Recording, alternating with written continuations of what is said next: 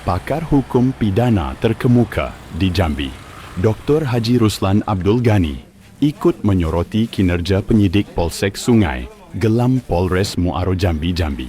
Pria yang juga Ketua Prodi Magister Ilmu Syariah Pasca Sarjana UIN Sultan Taha Saifuddin Jambi, mendesak penyidik untuk mengkaji ulang penetapan tersangka pemenang lelang. Menurut Ruslan, seorang pemenang lelang Bank Mandiri Jambi ditetapkan tersangka usai membuka paksa gembok 3 ruko di RT 19 Desa Tangkit Kecamatan Sungai Gelam itu merupakan problema hukum kembali terjadi di Jambi.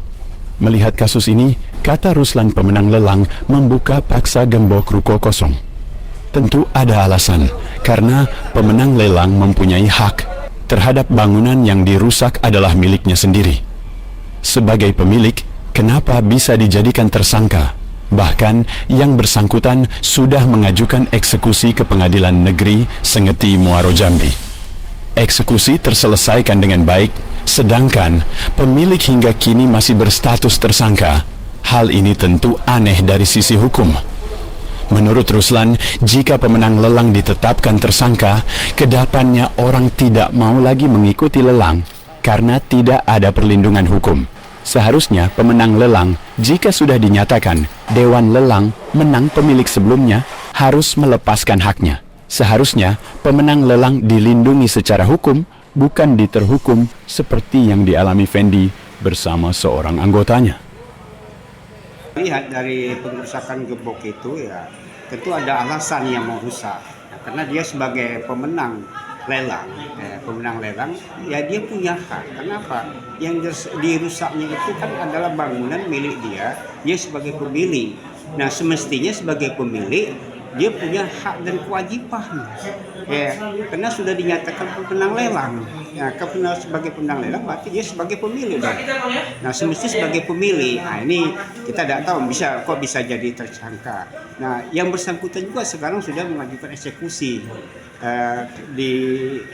Mengajukan permohonan di Muaro Jambi di Balai Hukum Polres Muaro Jambi.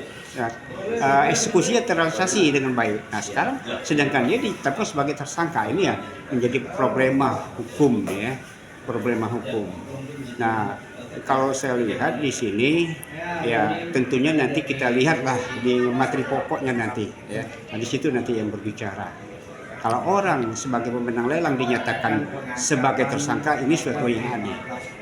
Orang tentu khawatir nanti di kedepannya orang tidak mau lagi mengikuti lelang. Kenapa? Karena tidak ada perlindungan hukum bagi dirinya. Ya, sedangkan orang mengeluarkan uang miliaran rupiah itu tujuannya apa? Sebagai dia dapat menguasai, menduduki hak tersebut. Seharusnya pemenang lelang kalau sudah dinyatakan oleh Dewan Lelang, dia harus melepaskan haknya ya. Nah ini persoalan.